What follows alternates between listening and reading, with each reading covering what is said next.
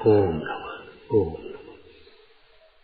नमो अरहंतारम, नमो सिद्धारम, नमो आर्यारम, नमो अध्यायारम, नमो लोये सवसाहूरम, शुद्धात्मान मणिकांतम साधुमुत्तम मंगलम, वंदे संदष्ट सिद्ध्यर्थम संदष्टार्थ प्रकाशकम, मंगलम भगवान वीरो, मंगलम गौतम गणे, मंगलम कुंद कुंदाज्यो जैन धर्मोस्तु मंगलम, सर्वमंगल मंगलम सर्वकल्याणकारकम, प्रधानम सर्वधर्माणां जैनम जयतु शासनम, ये जाया जानिकहि कम कलंक दहे, नेत्र निरंजन नानमैत्रेय परम। नमः समय साराय अनुभूत्या चकास्ते चित्स्वभावाय भावाय सर्वभाव। प्रवचन सार जी शास्त्र में 220 नंबर की गाथा स्वाध्याय में है।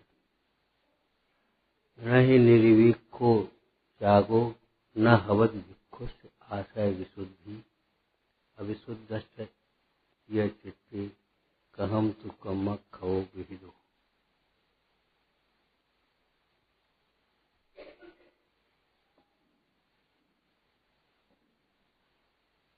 निरपेक्ष त्याग का विशेषण है। जैसी भक्ति में निष्काम भक्ति, कामना रहित, वैसे ही निरपेक्ष त्याग माने जिस त्याग में अपेक्षा नहीं है। किसकी फल की, पर की, निरपेक्ष त्याग। गाथा में निरपेक्ष त्याग की चर्चा है। टीका में त्याग से प्रारंभ किया, बहिरंग त्याग और अंतरंग त्याग।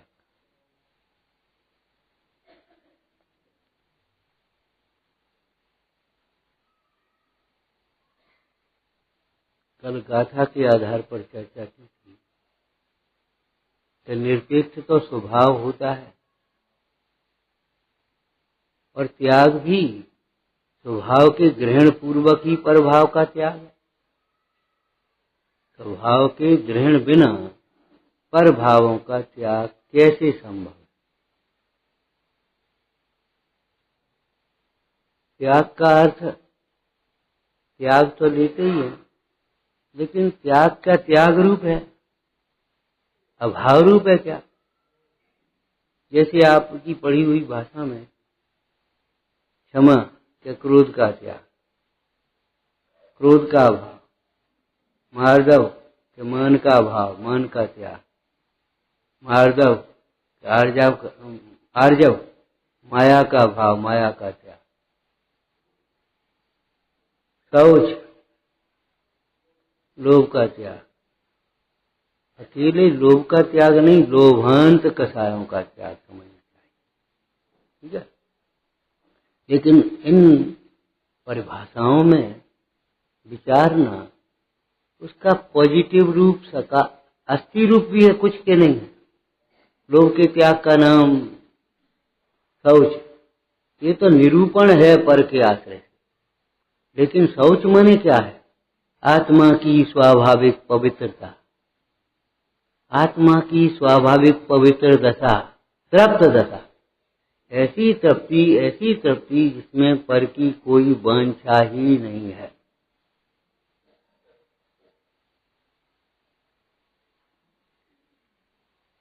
पर की अपेक्षा या पर की वांछा किसको होती है? आपको उठ करके खड़ा होना है, चलना है, कोई सहारा मिल जाए, देखोगे आप इधर उधर कि खड़े हो जाओगे? कमजोर को होती है। आप तो ऐसे उठे और खड़े हो गए और चल दिए। सचमुच ऐसा ही चरणानुयोग चूलिका है, मुनीश्वरों की प्रधानता का कथन है। ऐसी उनकी उठाया कमंडल, चल दिया। गाड़ी आए कि ड्राइवर आए कि टिकट लेना कि पैसा है कि नहीं, रास्ते का नाश्ता है कि नहीं, कपड़े हैं कि नहीं, कुछ नहीं, उठे और चल दिए। है ना निरपेक्ष? अब भैया भेजने जाओ के बुलाने आओ के कुछ नहीं। एक बार की बात है, 20-25 वर्ष पहले की। एक जगह थे और बाबा जी भी साथ में थे। बोले भैया वहां चलना है गांव में। हमने कहा वहां से कोई बुलाने तो आया नहीं है, अपन कैसे चलेंगे। बोले त्यागियों को कौन निमंत्रण चाहिए। कोई ये इच्छा थोड़ी है हम आए हैं तो तुम हमारी व्यवस्था करो, तुम्हारा मन है तुम करो, नहीं करना तो नहीं करो। मतलब हाँ, याद आता, मतलब निरपेक्ष त्याग किसको कहते हैं। आपको कितनी अपेक्षा, भैया वो टिकट कराना है, रिजर्वेशन क्लियर हुआ कि नहीं, वो फलाना हुआ कि नहीं, तो देखो साथ में कौन है क्या है। उन्होंने उठाया कमंडल पीछे कर दिया। अरे पीछे कमंडल उठाया चल दिया ये तो ठीक है, उपयोग उठाया और चले गए भीतर, ये है मूल बात। अब तुम करते रहो उपसर्ग जो कुछ करना, जैसे आप भी करते हो। बाहर धूप बहुत लग रही है, आप उठे हो चले आए भीतर बैठ गए, बनी रहे धूप। आंधी चल रही, खिड़कियां बंद कर दो, दरवाजे बंद कर दो, बंद हो, चलती रहे आंधी, बरसता रहे पानी। ऐसे ही होते रहे उपसर्ग, जगत के जैसे परिणमन है जैसे होते रहे, शरीर का जो परिणमन है होता रहे। उन्होंने अपना उपयोग उठाया और भीतर चले गए, ये बैठे। भाई मुद्रा से तो पहचाना जाता है ये तुम्हारा अनात्मभूत लक्षण है, बाद वहां की स्वरूप तो कुछ अलग है। तो स्वभाव निरपेक्ष है, आत्मा निरपेक्ष है, आत्मा भी एक वस्तु है। तो आत्मा निरपेक्ष है, कल क्या कहा था, आत्मा का ज्ञान भी निरपेक्ष है। ज्ञान को ज्ञों की अपेक्षा नहीं है, ये समझो समझाने वाले की अपेक्षा नहीं है हमें समझ में आए। समझने से समझ में आता है, और जब उसका योग होता है तो जरा से में समझ में आ जाता है, और नहीं तो समझाते समझाते हार जाओ, नहीं समझ में आए। कोई दृष्टांत बताओ।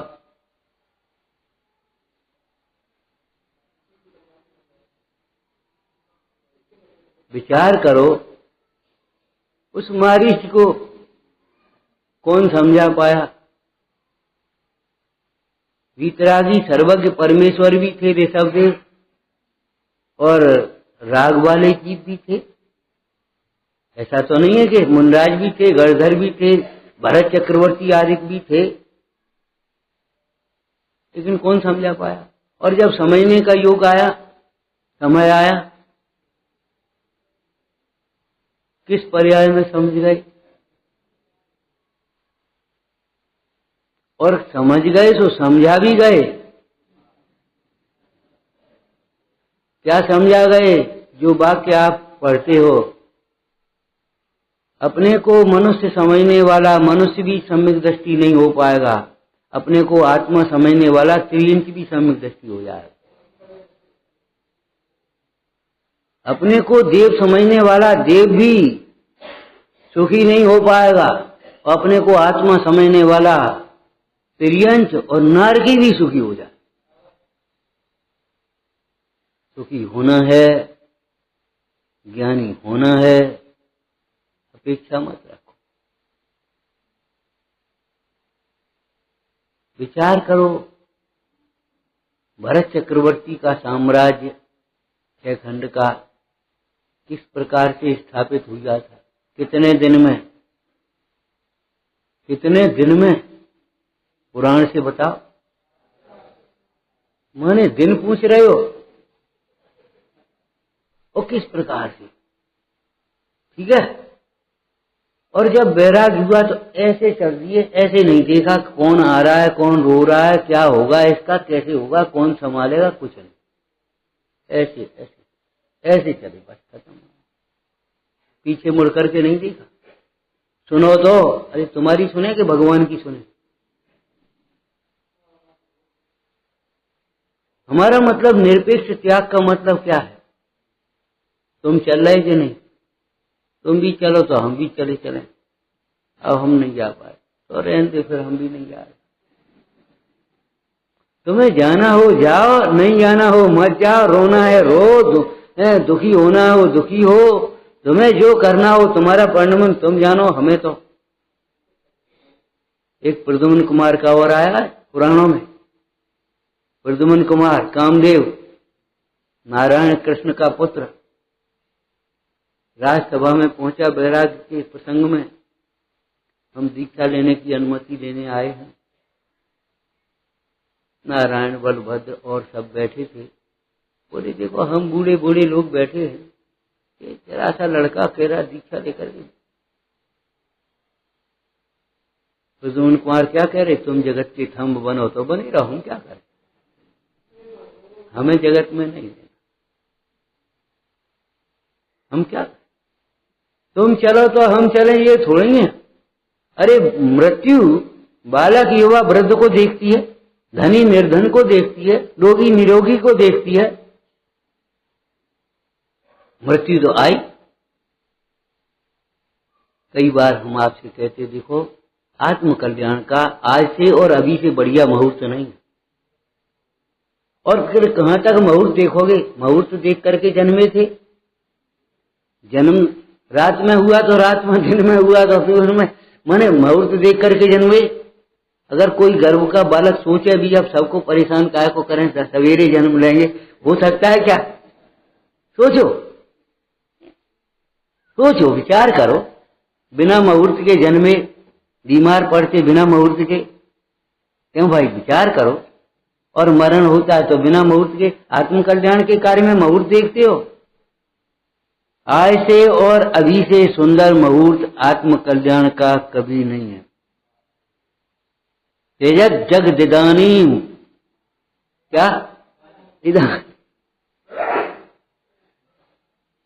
मोह माजन्म लीलम, अनादि काल के लगे हुए मोह को छोड़ने का यह अवसर है।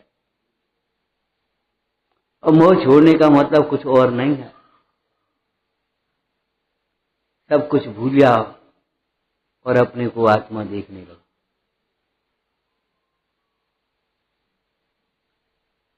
हमें कोई देखने वाला है कि नहीं ये मत सोचो।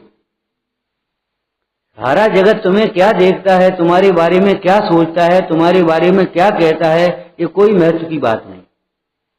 इससे तुम्हारे सुख दुख का कोई संबंध नहीं।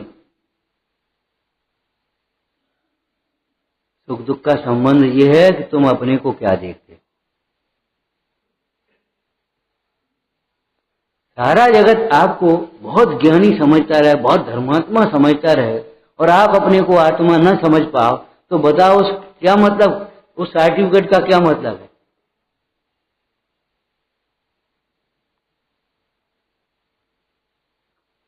ये जगत हमें बहुत बड़ा ज्ञानी समझते, बहुत बड़ा धर्मात्मा समझते। अरे हम अपने को आत्मा समझते कि नहीं ये बताओ। अगर हम अपने को आत्मा नहीं समझ पाए तो भैया उस समझ का कोई मूल्य नहीं। हमारे साथ कौन कैसा व्यवहार करता है इसकी चिंता मत करो। दूसरों के दुर्व्यवहार को भी अपने उदय का विचार करके समता से सहन करो, लेकिन अपने द्वारा किसी के प्रति दुर्व्यवहार न हो जाए, इस बात का ध्यान रखो। दूसरे के द्वारा हमारे प्रति होने वाला दुर्व्यवहार किसी प्रकार का, वह हमारे पाप के उदय का फल है। पाप का उदय है, पाप नहीं है, लेकिन हमारे प्रति जो दुर्भाव, हमारा दुर्भाव आ गया, वो हमारे पाप। अभी ये पानी और बोरिंग फोरिंग की चर्चा थोड़ी चल रही थी। मैंने कहा देखो भैया, जब तक प्रमाद नहीं छूटेगा तब तक हिंसा नहीं छूटेगी। हिंसा में प्रमाद परिणति मूल है। बाहर में प्रमादचर्या बाहर की छूटना चाहिए और मोक्ष मार्ग में अंतरंग का प्रमाद छूटना चाहिए। प्रमाद छूटने का मतलब क्या है? अंतरंग के प्रमाद छूटने की बात करने बैठे हम यहाँ। क्या है बोलो? धर्म कार्यों में उत्साह, अपने स्वरूप की सावधानी। प्रमादी जीव ही तो चाहे कहीं चाहे कोई चीज छोड़ देता है, आप अपने और भूल जाता है। प्रमादी जीव का ही तो ये लक्षण है। हम अपने मुट्ठी में रखे हुए सोने की तरह अपने भीतर विराजमान परमेश्वर को भूल गए। बताओ, पद्म पुराण जी जैसे ग्रंथ में लिखा, खाली कथाएं नहीं होती वर्तमान योग में, ध्यान रखना। किस्सा कहानी तो महा अपमान की बात, बहुत हल्की भाषा है, ऐसे नहीं बोलना चाहिए किस्सा कहानी।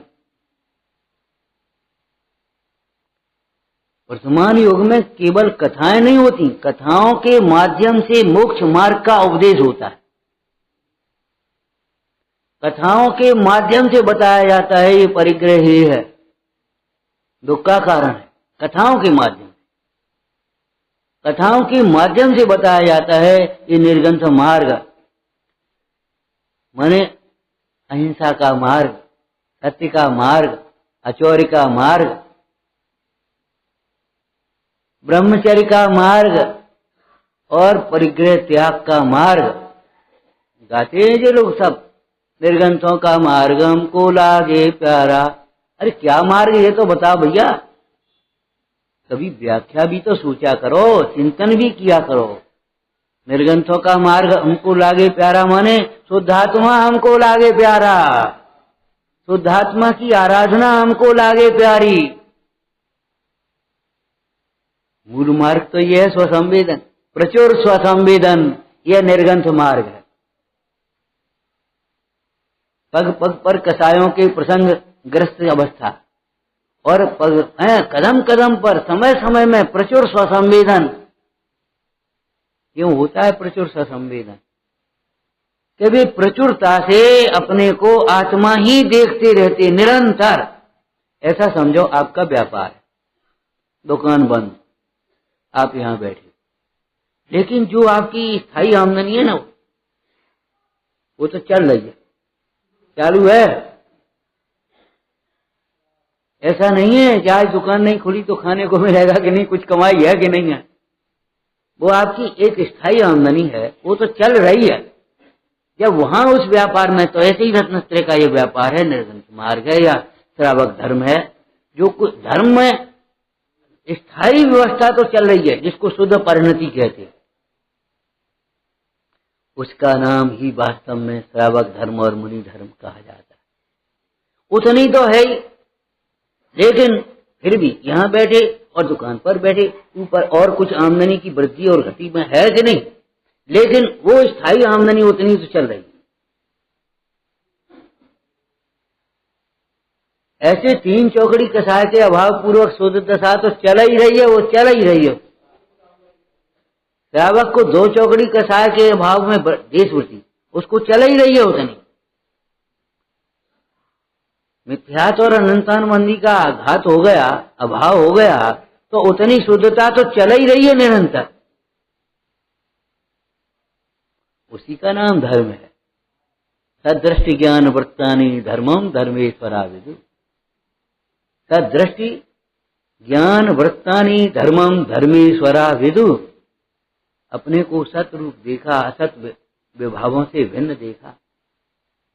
देखा माने श्रद्धान किया, माना, उसी रूप जाना और उसी रूप भावना चलती है, उसका नाम सदृष्टि ज्ञान वृत्तानि। सत का अर्थ सत भी होता है भाव रूप, और सत का अर्थ कल्याण भी होता है।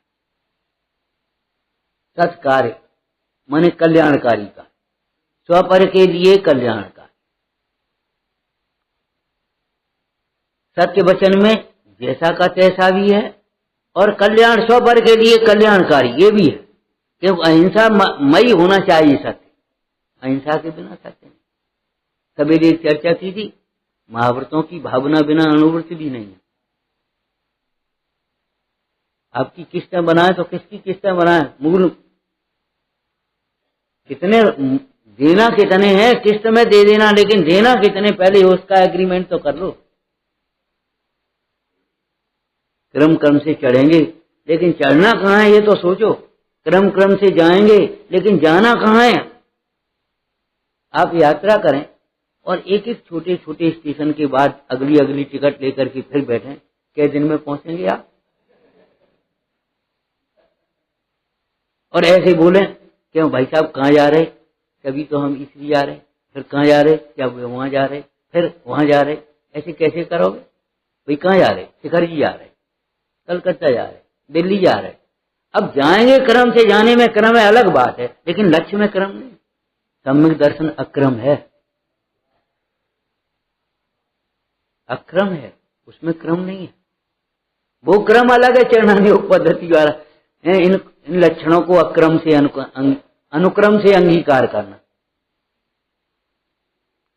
सम्यक दर्शन में वो क्रम, वो अलग बात है। सम्यक दर्शन की प्राप्ति का क्रम है वो, सम्यक दर्शन में क्रम नहीं है।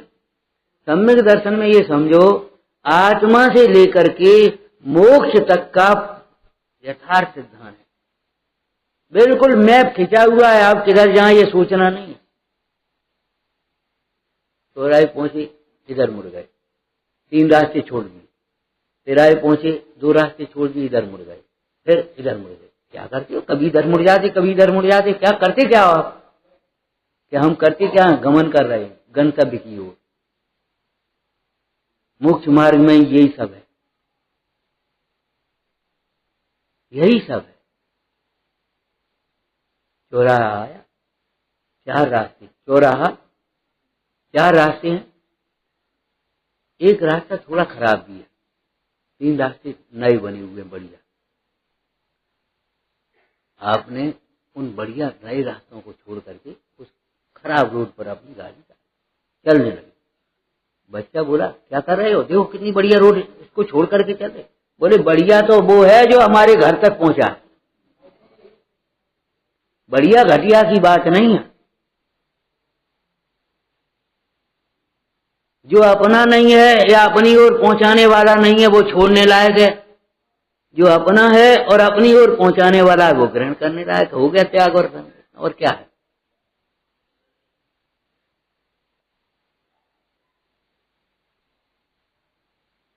कोई बुरा जान करके छोड़ोगे, अच्छा जान करके ग्रहण करोगे, ये अज्ञानी की कल्पना है। अरे अच्छा जान करके ग्रहण करो, बुरा जान करके छोड़ो, ये वृत्ति तो अनादिकाल से चलती रही। अब तो अच्छे बुरे की कल्पना छोड़ने का अवसर आया। विश्व को अच्छे और बुरे 2 भागों में मत बांटो, नहीं तो मोक्ष मार्ग कभी नहीं मिलेगा। स्व और पर, दास ज्ञान को कारण, ये अच्छा ये बुरा ये नहीं, और सो भी इच्छा के अनुकूल, तुम्हारी कल्पना से। आप विचार करो, ये तो मोक्ष मार्ग है। लौकिक में भी क्या ऐसा हो सकता है? शील की परिभाषा क्या करेंगे? शील ब्रह्मचर्य व्रत की बात नहीं कर रहे, शील की बात। स्व और पर का भेद करेंगे स्त्रियों में, कि अच्छी और बुरी का भेद करेंगे? बताओ आप। अचौरी में क्या करेंगे? पराई वस्तु अपनी वस्तु का भेद करेंगे कि अच्छी बुरी का भेद करेंगे? कि नहीं, खराब वस्तु ले लेना चोरी है और अच्छी वस्तु ले लेना चोरी नहीं। ये परिभाषा बनाओ, बन सकती है? सिद्धांत बनाए नहीं जाते, धर्म बनाया नहीं जाता, समझा जाता है, पाला जाता है। तुम नियम संयम नियम बनाने वाले होते कौन और नियम बने बनाए धरे? एक बार विद्वानों में चर्चा आई, भाई बहुत शिथिलाचार हो गया श्रावकों के लिए और त्यागियों में भी होने लगा शिथिलाचार, और कुछ नियम तो बनना चाहिए। एक विद्वान वयोवृद्ध थे, बोले भैया नियम बनना चाहिए, बनने से क्या काम चलेगा? बने बनाए श्रावकों के लिए श्रावकाचार, मुनराजों के लिए मूलाचार, अब पालना है। नहीं, थोड़ी थोड़ी सुविधा समय के अनुसार से। सुविधा माने तो शिष्टाचार।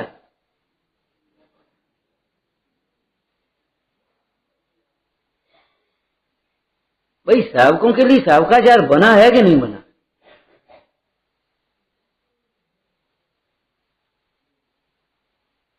नियम बनाने वाले होते कौन हो तुम?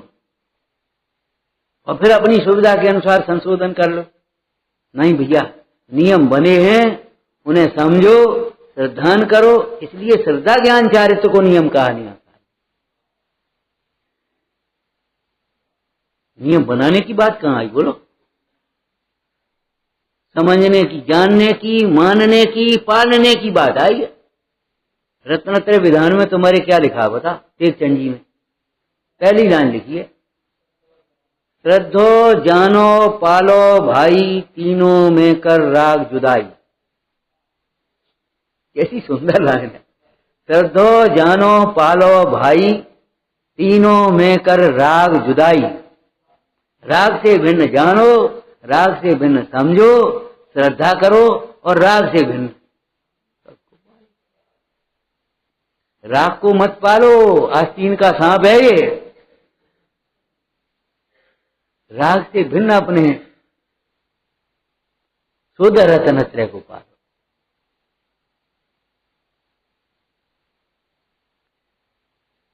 तो ये निरपेक्ष स्वभाव है। स्वभाव के ग्रहण पूर्वक त्याग होता है, स्वभाव के ग्रहण बिना त्याग होता क्यों है? और वस्तु क्या है? वस्तु का क्या स्वरूप है? नियम सार जी में गाथा है, ये हिंदी में से बोल दो। निज भाव को छोड़े नहीं। अब आप सोचो, जब पर का ग्रहण नहीं किया तो पर का त्याग कैसे करोगे? समय सार जी में कहा, महाराज फिर कैसे त्याग करें, कैसे ग्रहण करें उस आत्मा को कि जो अलग प्रज्ञा से किया तो ग्रहण कर। अरे भाई, वस्तुएं कहाँ हैं? वस्तुएं वस्तुओं में है कि तुम्हारे में हैं? उन्हें अपना ही मान लिया है, अपना मानना छोड़ दो, बस खत्म हो गई बात। अपना ही तो मान लिया है, अपना हो तो नहीं गई, अपने में घुस तो नहीं गई। ये चौकी मेरी है तो चौकी मेरे रूप तो नहीं हो गई, मेरे में तो नहीं घुस गई। चौकी चौकी की ही है, काठ की ही है, काष्ठ ही है, भिन्न ही है, न्यारी है। मेरी चौकी मानने के कारण कोई मेरे से अभिन्न तो नहीं हो गई। क्या हो गई बोलो? तो फिर त्याग क्या करेंगे? चौकी मेरी नहीं है, बस क्या हुआ। कैसी सुंदर पंक्ति कवि ने लिखी। किसने कहा निकल तू घर से, महल अटारी छोड़ दे, जो कुछ जहां वहीं रहने दे, केवल दृष्टि बिन छुटवाए सभी छूटेगा। छूट गया। हम अपने गंतव्य की ओर बढ़ते चले आते हैं, पीछे के स्टेशन, पीछे की बातें सब छूटती चली आती हैं कि नहीं जाती? बताओ। जैसे लोक में है ऐसे यहां भी है। हम अपने की ओर देखते हैं, पर की ओर का ममत्व छूट जाता। और छूटने की यही विधि कुंद कुंद स्वामी ने समय सार जी में कही है। कही है कि नहीं बोलो? महाराज, आश्रमों का त्याग या आश्रमों से निवृत्ति कैसे है? बोलो, ये प्रश्न है कि नहीं? उत्तर क्या है कि भाई तपस्या करो, जंगल में चले जाओ। हम उसकी हंसी नहीं उड़ा रहे, जंगल में जाएगा। हम आपसे फिर कह देते, देखो लौकिक जीव को, मोही जीव को पैसा बढ़ता है, व्यापार बढ़ता है, परिवार बढ़ता है तो शहर की ओर बढ़ता है। क्यों? उतने पैसा का यहाँ गांव में कैसे व्यापार करें? न उसका कोई सुरक्षा है, न उसकी वृद्धि है। ऐसे ही वैराग्य बढ़ता है तो जंगल की ओर बढ़ेगा। नियम की बात है भाई, यहां नहीं बढ़ पाए। जैसे बाहर में धन, वैभव, पूंजी वगैरह बढ़ता है तो भाई अब यहाँ क्या करें? अब गांव में करोड़ों रुपए का व्यापार कैसे करेंगे? क्या करोगे भाई? चलो भाई शहर में चलते हैं। यही तो करोगे। जब बाहर का वो धन, वैभव, व्यापार, भोग, संयोग, सामग्री की लालसा बढ़ती है तो वो बाहर की ओर बढ़ता है। ऐसे ही जब वैराग्य बढ़ता है तो अपने आप कसाय से नहीं गए जंगल, अंतर में मंगल है, अंतर में मंगल है। और ऐसे साधक जीव, आराधक जीव, योगी सर जहां विराज जाते हैं, लोग कहते जंगल में मंगल हो गया। तो ये बिल्डिंगों का नाम मंगल नहीं है। जंगल में मंगल का मतलब क्या है? जंगल में रह करके भी वे प्रकृति की शोभा नहीं देखते।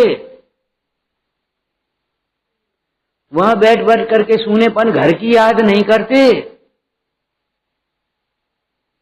जंगल में बैठे हुए भी अपने को मंगल स्वरूप ध्याते,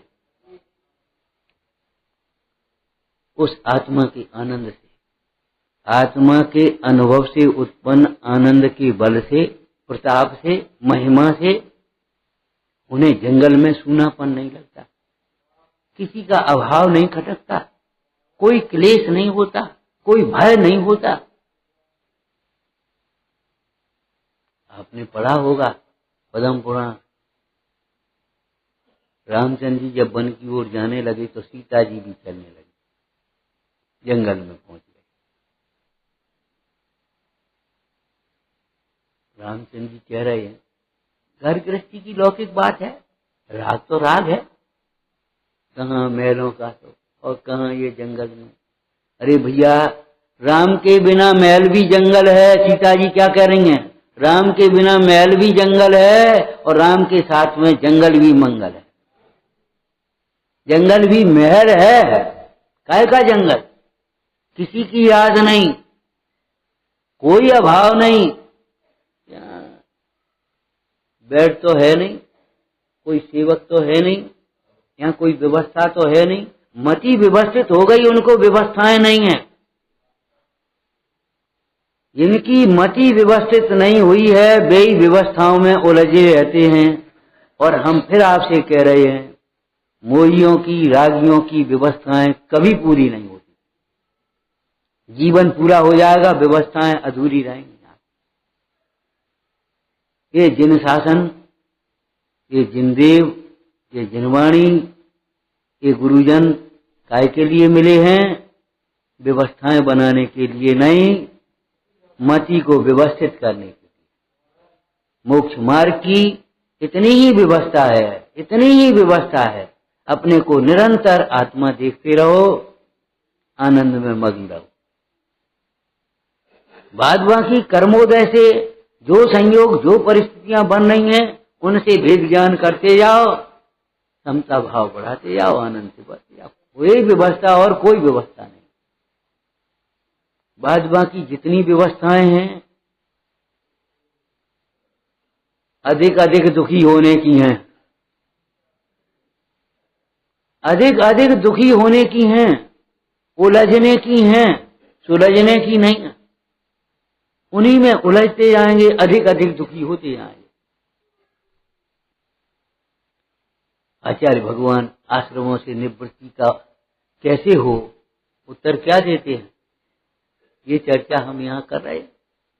बोलो, अहमिक को खल शुद्धो। महाराज जी थोड़ी पूछ रहे तुम कौन हो कि हाँ, अपने को जाने बिना मिथ्यात्व रूपी आश्रम की निवृत्ति नहीं होती। ये हम आश्रम की निवृत्ति का उपाय बता रहे हैं। अहमिक को, मैं एक शुद्ध ममत्वहीन ज्ञान दर्शन पूर्ण हूँ, ज्ञान दर्शनमय हूँ। ठीक है ना? ऐसी श्रद्धा होने पर मिथ्यात्व से निवृत्ति होती है। मिथ्यात्व भाव आश्रम है और मिथ्यात्व से निवृत्ति होने पर तत्संबंधी कर्मों की निवृत्ति होती है। बोलो, हो गई निवृत्ति के नहीं? अहमिक को इसमें क्या हो गया? किसमें तो सब हो गया। आपको पहले बताया था भैया, विवाह कोई अच्छी चीज नहीं है, घर गृहस्थी कोई अच्छी चीज नहीं है। कभी कभी दिमाग घूम जाता है, अब तो घर जा रहे, बाल बच्चे ये कहने लगते सब, अब तो घर जा रहे, हाँ, हम तो घर चले। मैंने कहा घर बैकुंठ नहीं है, घर जा रहे।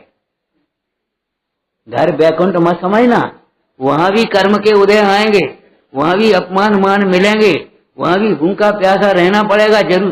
कहो तो बना करके खाना पड़े, कहो तो उल्टी सेवा करनी पड़े, ताला लगाना पड़े, खोलना पड़े, झाड़ना पड़े, सब करना पड़ेगा। जिनसे डर करके जाओगे तो जरूर करना पड़ेगा। अगर डर करके भगोगे तो जरूर करना पड़ेगा। कि भैया धर्मायतनों की अब कौन झाड़ू लगा है भैया, चलो अपने घर चलो। कहूँ ऐसे घर में मत पहुंची जहाँ झाड़ू लगाने की नौकरी करनी पड़े। सच कह रहे हैं हम, ये बचने की कोशिश मत करो। यहाँ ये सोचो जितना लग जाए उतना लग जाए। अपना उपयोग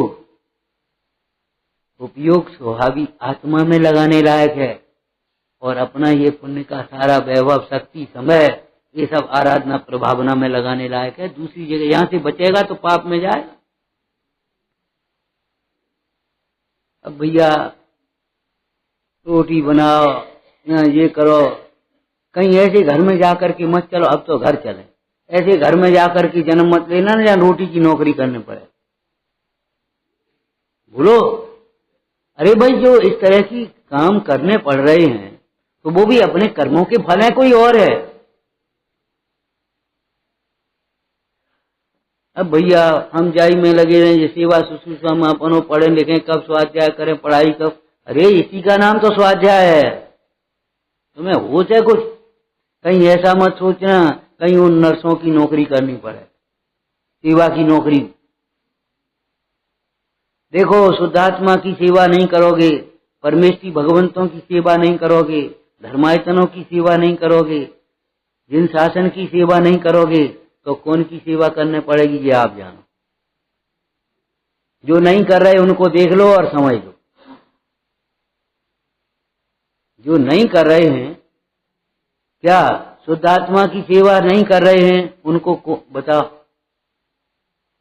जो परमेष्ठी भगवंतों की सेवा नहीं कर रहे हैं, जिन शासन धर्मायतनों की सेवा नहीं कर रहे हैं, वे क्या कर रहे बताओ। अरे आप अपने को सोचो, यहां अगर नहीं बैठे होते इस समय क्या कर रहे होते? अगर तत्व चिंतन नहीं कर रहे उस समय क्या चिंतन? देखो, संगी जीव चिंतन बिना तो नहीं रहेगा। संगी जीव बिना विचार के रह सकता है? अब तत्व विचार नहीं करोगे तो विपरीत विचार आएंगे आएंगे आएंगे, रोक नहीं पाओगे। कल हमने फिर कहा था ना, सफाई नहीं करोगे तो गंदगी तो होगी।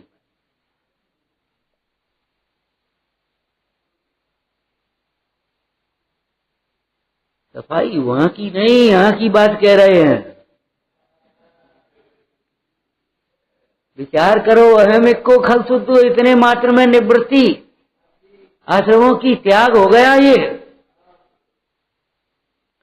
स्वभाव का ग्रहण किया और बस इसका मिथ्यात्व का त्याग हो गया कि नहीं? स्वरूप की लीनता, अपने ब्रह्मदेव सूर्य टीकाकार हुए, परमात्म प्रकाश की भी और द्रव्य संग्रह की भी, उन्होंने इसी शैली में लिया है। अविरति व्रत, स्वरूप में रति पूर्वक पापों से विषयों से विरक्ति होना, उसका नाम व्रत है। और स्वरूप के में लीनता के बिना विषयों में रत रहना, पापों में रत रहना, वो अविरति है। मैंने इस शैली में लिया हूं, ग्रहण पूर्वक त्याग, जो हम कह रहे थे। आप हमें क्या लेना देना उस वस्तु से? हमें क्या है? जो कुछ जहां वहीं रहने दो, जो कुछ कर रहा करने दो। इसका मतलब व्यवहार में मत घटा देना। ये सब घटा भी नहीं पाओगे, क्यों? जो राग है भूमिका का, जो भूमिका का योग्य व्यवहार है, योग्य राग है, उसे छोड़ने जाओगे तो क्या होगा? अनाचार में चले जाओ। वहां तो रोको टोको की व्यवस्था है, संस्कार देने की व्यवस्था है, समझाने समझने की व्यवस्था, वो सब अलग व्यवस्था है। हम तो यहाँ परमार्थ की चर्चा करने बैठे। विचार करो और सुनो, वो जो चर्चा व्यवहार की है ना, वो भी आप बिना इन भगवंतों की श्रद्धा के कैसे कर पाओगे? बिना जिनवाणी के स्वाध्याय के कैसे कर पाओगे? बिना गुरुओं की संगति के कैसे कर पाओगे? नहीं कर पाओगे। और क्या लिखा है, आप क्या पढ़ते हो? स्वच्छंदता से अनंत काल में भी मार्ग नहीं पा सकता है। स्वच्छंदता माने मनमानी करके। जो लोग ये सोचते हैं हम अकेले अपना आराधना कर लेंगे, ये ऐसे हाथ उला करके ऐसे आराधना नहीं होती। आराधना किसी परमादि जीवन का नाम नहीं है, इच्छाओं की पूर्ति का नाम नहीं है। अरे बैरागी मुनीश्वर, वे भी तो संग में रहते हैं, जिनकल्पी की बात अलग है, हैं? और तुम अकेले अकेले अकेले अकेले। क्या लिखा है शास्त्रों में? आप बताओ, हम क्या बताएंगे? बताओ। एकल बिहारी हमारा शत्रु भी न हो। जब निराश के लिए एकल बिहारी, जिनकल भी कोई हो उनके लिए अलग बात है, बाद बाकी एकल बिहारी की आज्ञा नहीं। तो हमारे तुम्हारे लिए कैसे अकेले अकेले फिरोगे, ये बताओ।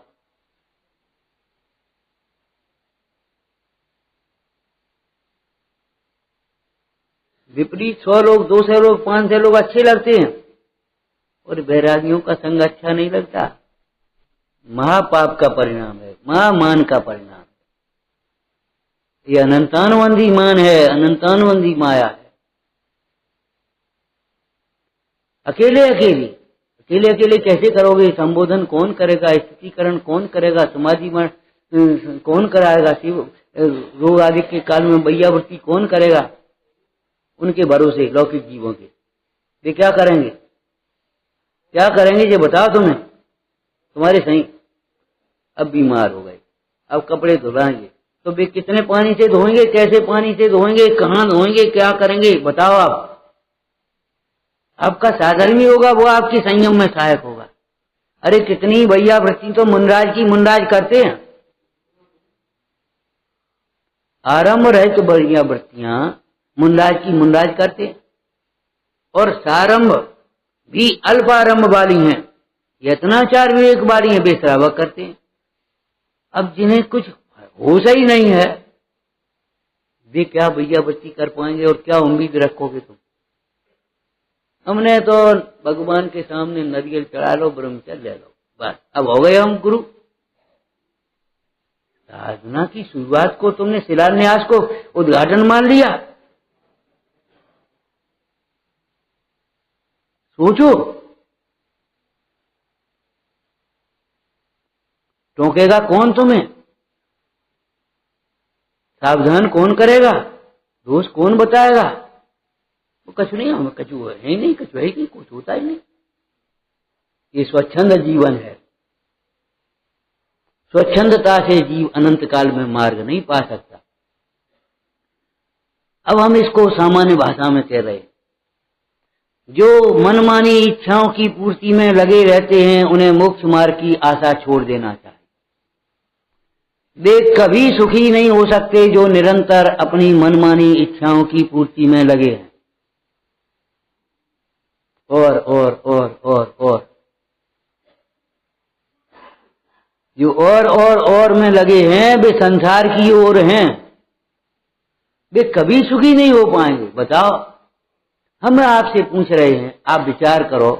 आपके वयोवृद्ध कई बहुत से लोग जो धर्म से जुड़े थे उनकी बात नहीं कर रहे हैं, लेकिन जो धर्म से नहीं जुड़े थे चले गए, वे क्या सुखी हो पाए? और भी बताओ, कोई सुखी हो पा रहा है? तो बताओ कैसे होगा? मनमानी नहीं। गुरुवो भवंत शरण प्रबुद्ध नय चक्र संचारा। अमृतचंद स्वामी जैसे समर्थ आचार्य क्या कह रहे हैं पुरुषार्थ सिद्धि पाय में? गुरुवो भवंत शरण प्रबुद्ध नय चक्र संचारा। सावकाचार टीका में सदासुखदास जी क्या करे? अरे विद्वानों का और त्यागियों का और मुनराजों का और पंडितों का ये भेद मत डालो, समझो क्या कह रहे। वीतरागता की पोषक सब जिनवाणी है, ये तो पंडितों की बात है। आचार्य, अरे भैया कैसी बातें करे? मूर्खों की बात मत करो, पंडितों की बात तो अनंत ज्ञानियों के एक मत होता है। क्या कहा सावकाचार्य जी? बोलो, धन्य है जिसके मस्तक ऊपर गुरु विराजते। मस्तक ऊपर का माने यहां बैठा लिया है। मस्तक ऊपर माने क्या? बोलो। अरे मस्तक ज्ञान का प्रतीक है। तुम्हारी मस्तक में क्या भरा है? भावना हृदय का प्रतीक है। तुम्हारा हृदय कोमल है, कठोर है, क्या है? मस्तक यही तो कहे, ज्ञान का प्रतीक है लौकिक दृष्टि से। ज्ञान के ऊपर, मस्तक ऊपर गुरु विराजने का मतलब क्या है? बस अब क्या विचार करना? सोच साझ करके चल।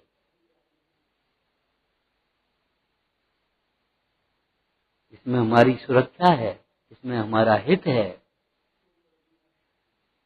इसमें स्वतंत्रता है।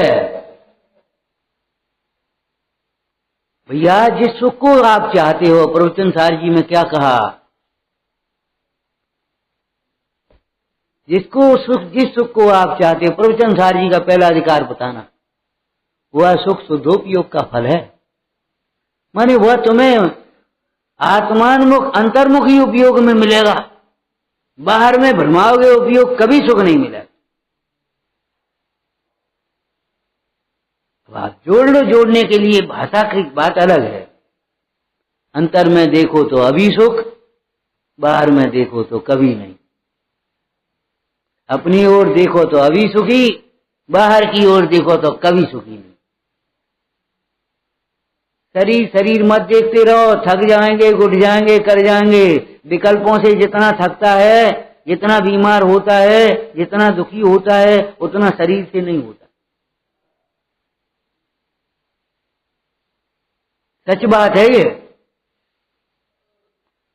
शारीरिक रोगों की अपेक्षा चिकित्सा क्षेत्र की बात कह रहे हैं हम, मानसिक रोग ज्यादा खतरनाक। मानसिक रोग वाला आत्मघात करते हैं, शारीरिक रोग से घबरा करके आत्मघात बहुत कम करेंगे। वो टेंशन था, वो जरा ऐसा था, वो आत्मघात कर दे। मानसिक रोग ज्यादा खतरनाक है, और मानसिक रोग का चिकित्सालय ये है। ये जिन मंदिर, स्वाध्याय भवन, मानसिक है, पाठशाला हमारी धर्म पाठशाला, ये मानसिक रोगों के चिकित्सालय है। लेकिन चिकित्सालय में आप मनमानी करोगे तो कैसे काम चलेगा? डॉक्टर ने कहा ये नहीं, और चुपचाप छिपा छिपा करके तुम खाते पीते रहोगे, क्या करोगे तो क्या होगा? एक बीड़ी वाला पहुंच गया, उन्होंने कहा देखो, डॉक्टर ने कहा देखो ये सब लेंस इन्फेक्शन हो रहा है, बीड़ी बिल्कुल बंद कर दो। कि साहब नहीं, बिल्कुल नहीं। और छुपा करके पियोगे तो पाप छिप करके कर सकते हो, पाप के फल छिप करके कैसे भोगोगे? जो सोचो, विचार करो। कुछ नहीं करोगे और भीतर दवा होगा। कैंसर कैसे छिपाओगे ये बता दो। पिताजी को नहीं मालूम, अम्मा को नहीं मालूम, पंडित जी को नहीं मालूम, नहीं मालूम, कोई बात नहीं। और हम छिप छिप करके गुटखा खाते रहे, तो ये बताओ कैंसर को फिर कैसे छिपाओगे? किससे छिपाओगे? क्या करोगे? फल चाखन की बार भरे दृग मर्य मूरख रोय, अज्ञानी पाप धतूरा न बोय। हे भाई, तुम पर को अपना मत मानो। योगेंद्र देव परमात्म प्रकाश में तो बहुत ऐसी भाषा बोल रहे, बहुत दुखी होगा, बहुत दुखी होते संसार में भ्रमेगा, संसार में भ्रमते बहुत दुखी होगा। तू इन सबको अपना मत मान। ये है, बहुत दुखी होगा। जैसे कोई माँ या आप कभी डांटते हो छोटे बच्चे को, वो चढ़ रहा है, उतर रहा है, कूद, अभी हाथ पांव टूट जाएंगे, क्या करता है? इधर चल, बार बार मत। ये कहेंगे कि नहीं कहेंगे? इसी भाषा में कहा है।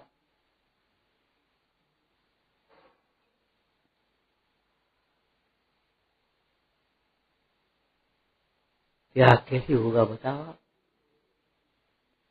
हम एक को खल शुद्ध ग्रहण किया। ग्रहण किया माने काय में ग्रहण किया? था तो था ही, उपयोग में यही मैं हूं, इसका नाम ग्रहण होना है। आत्मा का ग्रहण निजपने करो। वो आत्मा उपाधि है, नहीं, आत्मा निजपने उपाधि है। ये समझो कैसे उपाधि है? यही मैं हूं, यही मैं हूं, यही मैं हूं।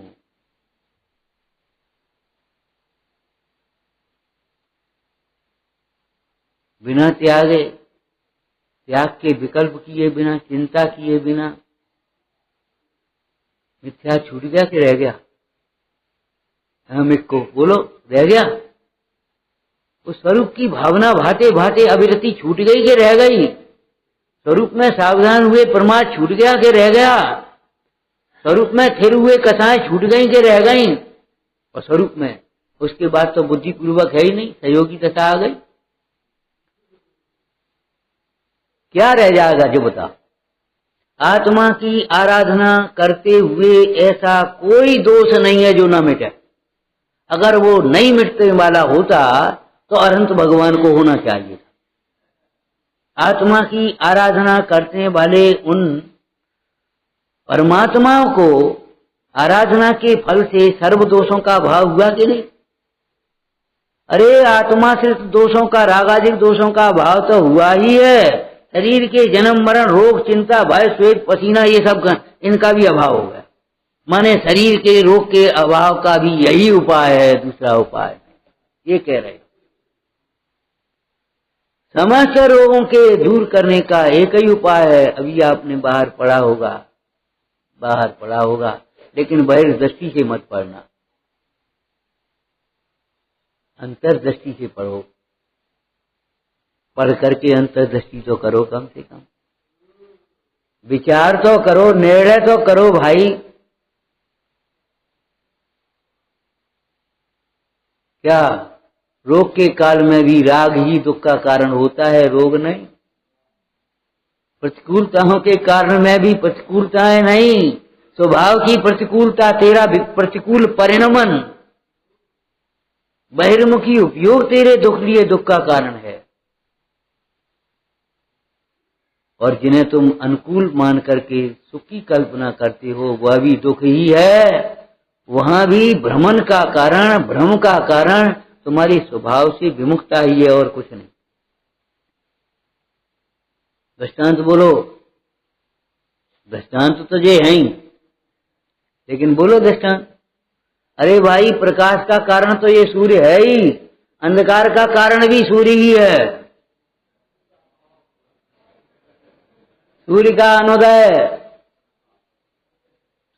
अनुदय और समय सार जी में टीका में लिखा है कि नहीं? बोलो।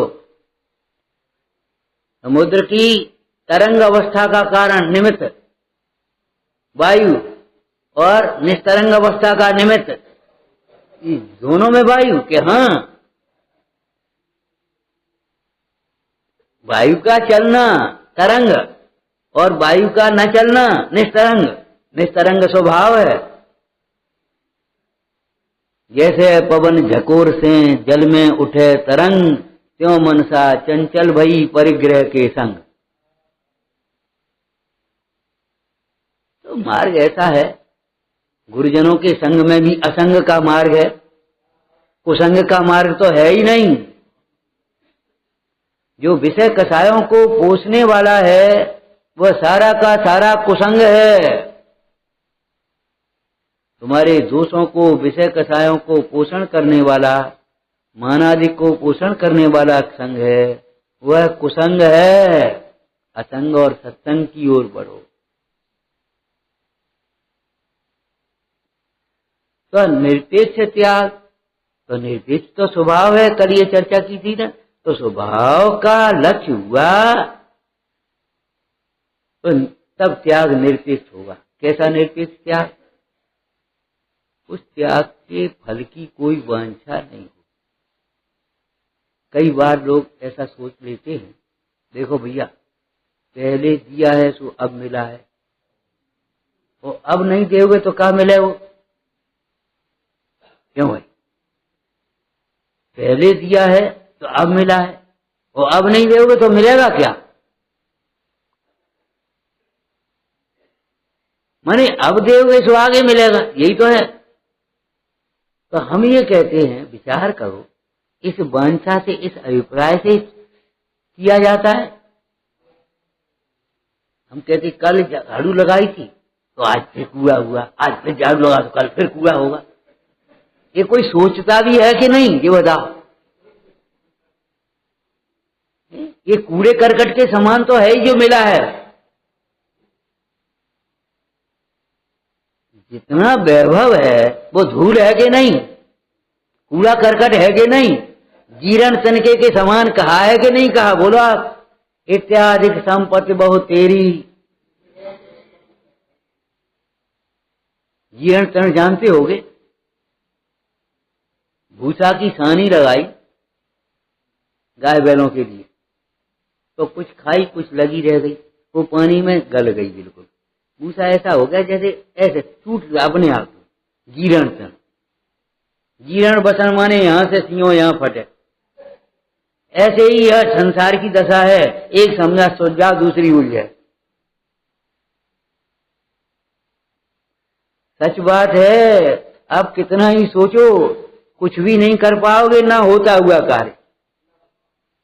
न होने वाला कार्य कोई कर नहीं सकता और होने वाला कार्य रुकता नहीं है, वो होगा। ऐसा ही विचार करके मन को समझाते रहते बैठे बैठे। भाई पंचम काल है, ज्ञान की हीनता होगी तो विनय की हीनता होगी, तभी तो ज्ञान की हीनता होगी। विनय की हीनता बिना ज्ञान की हीनता कैसे होगी?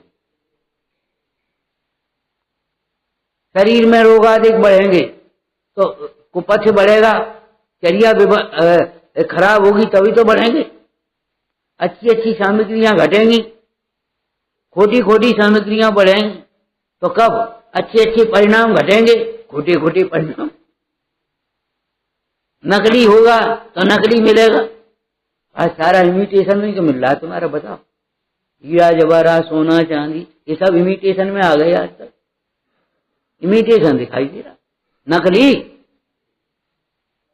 क्यों? आपने पूजा भी नकली करी,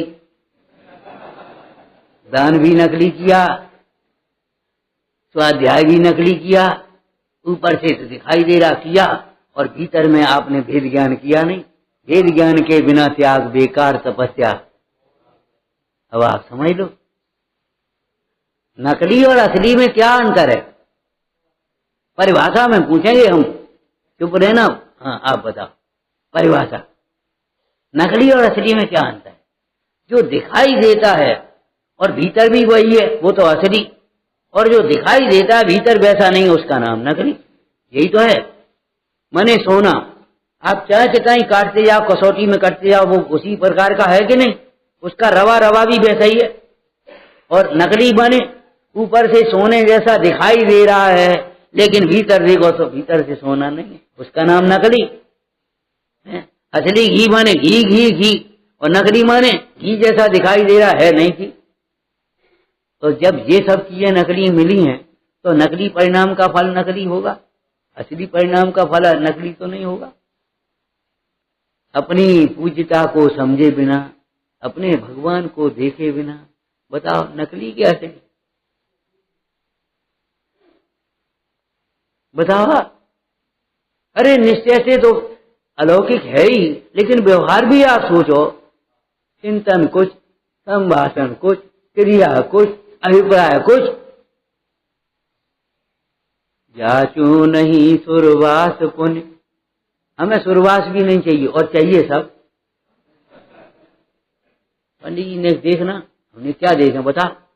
ये आहार वर्गना है, इसके भीतर कर्म है, इसके भीतर तेजस शरीर है, इसके भीतर ज्ञायक भाव है। बोलो क्या देखा? नहीं नहीं आप तो ये देखो भविष्य। हमने भविष्य देखा, झूठा नहीं होगा बताओ, हम बता दें।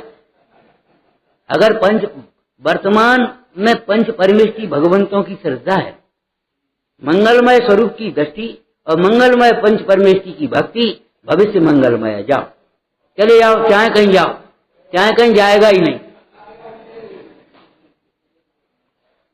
भैया। क्या कहें, शुद्धात्मा की आराधना छोड़ करके दूसरा कुछ भी करने लायक नहीं है।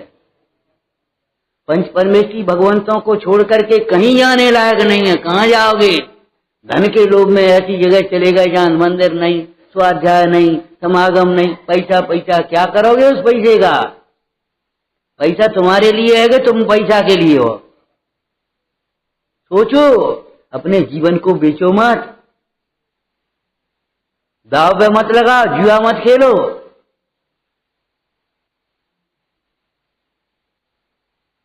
जो आराधना के लिए जीवन मिला, प्रभावना के लिए मिला, बाहर में भी आपकी सुख शांति कहाँ कैसी बताओ?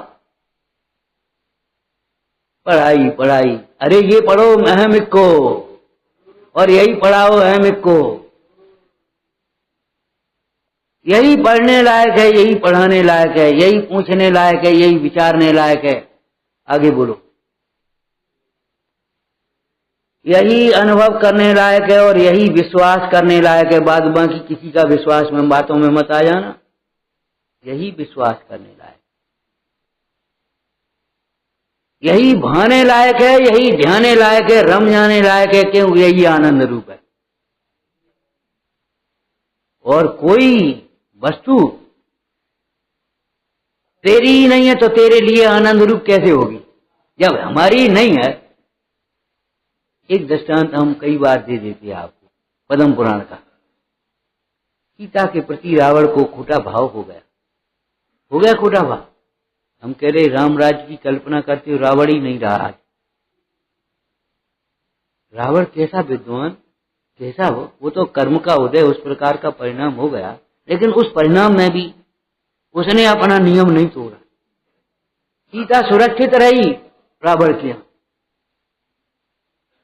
विचार करो। तो पद्म पुराण में क्या कथन आया, क्या कह रहे थे? सीता का प्रति खोटा भाव आ गया। और क्या खोटा भाव आ गया? इतनी सुंदर, भूल गया शुद्धात्मा सुंदर है।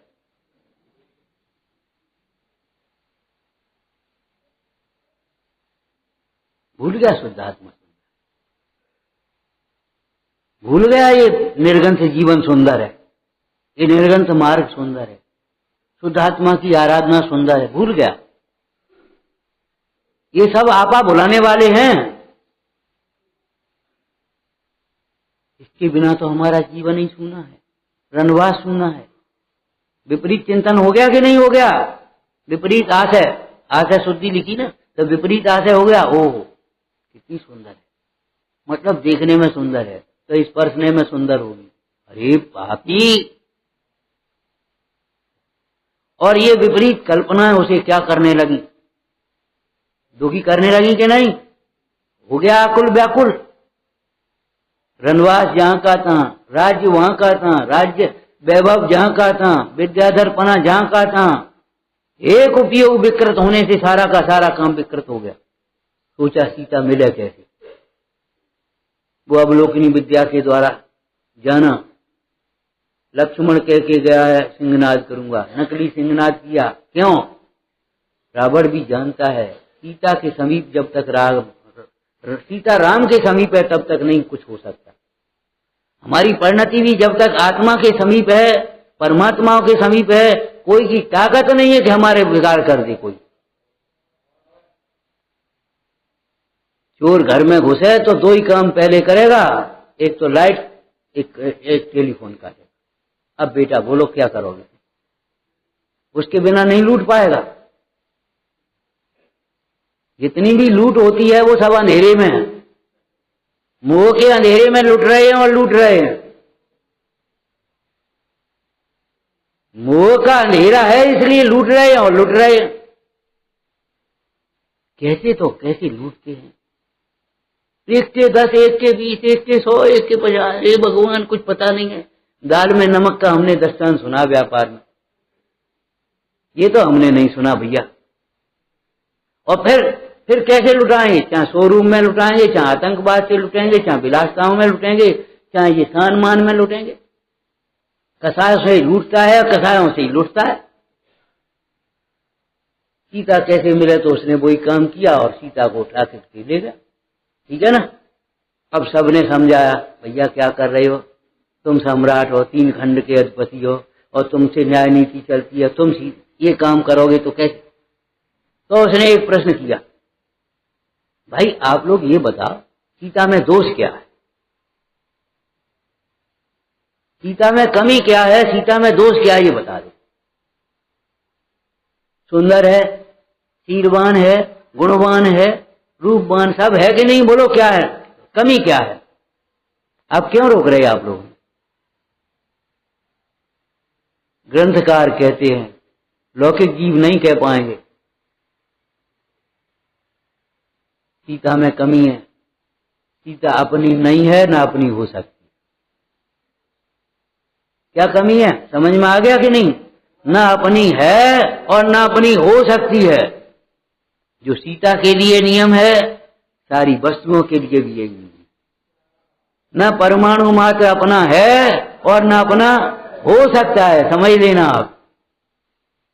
और अगर उसे अपना बनाने के लिए कोशिश की तो धूल में मिल जाएगी लंका की तरह तुम्हारी जिंदगी। धूल वन उड़ जाएगा। भजन गाते हो ना, धूल वन उड़ जाएगा। समझते क्या, धूल में मिला देंगे। कौन? ये तुम्हारी कसाएं, ये तुम्हारा मोह, ये तुम्हारी राग द्वेष।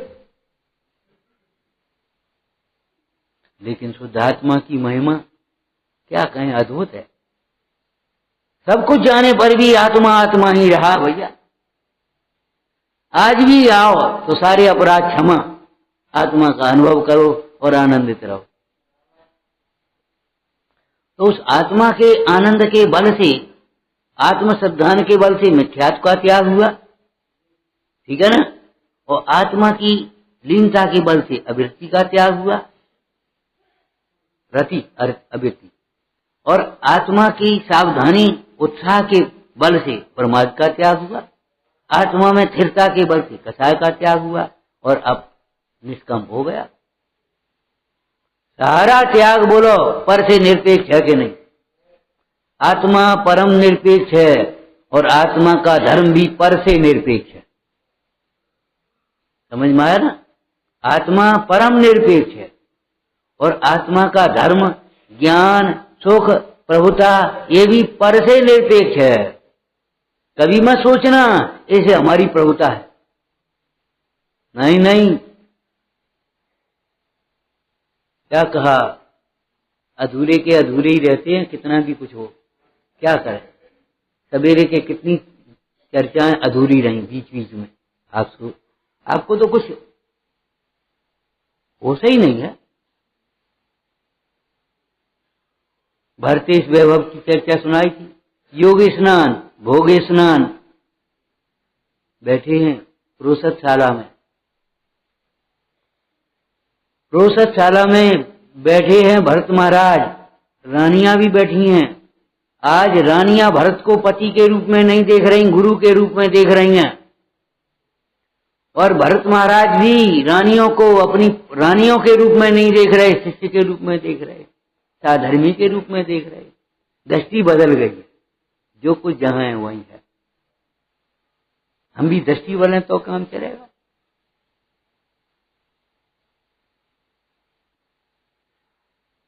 विचार करो, हमारी प्रभुता निरपेक्ष है। इन्हीं भरत की चर्चा आगे कर रहे। भरत महाराज चक्रवर्ती थे, कैसे आभूषण, एक एक में एक एक अंगूठी, 10 4-6 पहन लेता, लोग सोचते कि हम बड़े हो गए। और बड़ी बीमारी तो वो होती है, ये तांबे की है, ये महण की है, ये मूंगा की है, ये फलाने की है, जा से जे हो जाओ, जा से जे हो जाओ। तुम्हारे परिणामों से होगा, ध्यान रखना, परिणाम बिना कुछ भी नहीं होगा। भटकाओ मत अपने मन को, पंच परमेष्ठी भगवंतों की भक्ति करो, जिनवाणी का स्वाध्याय करो, न्याय नीति का पालन करो, कर्मोदय की प्रतिकूलताओं को सहज भाव से सहन करो, अनुकूलताओं की चाह मत करो। जो आप पढ़ते हो, जग के दुख की तो परवाह नहीं है, स्वर्ग सुख की भी। बस एक बात दृष्टि में रखो, अपनी परिणति में लाओ। ये अंगूठी नहीं ताज देंगी तुम्हें, ये ताबीज नहीं ताज देंगे। डूबे हो तो अपने मोह से, और तिरोगे तो संसार से। कैसे तिरोगे? रत्नत्रय की नौका से, दूसरा कुछ भी नहीं भैया। तो भरत महाराज को वैराग्य हुआ जब क्षण मात्र में, ऐसे चल दिए। ये तो हमने सवेरे कहा ही था। जब वो चल दिए, जंगल में पहुंचे, सारे वस्त्राभूषण उतार करके फेंक दिए। अहो त्याग वर त्याग चले सब जग की माया। वस्त्राभूषण फेंक दिए जब रस नहीं आया, अंतर का रस आया। क्यों भाई, गन्ना खाते हो आप, पहले मुंह में देते हो, फिर थूकते का को।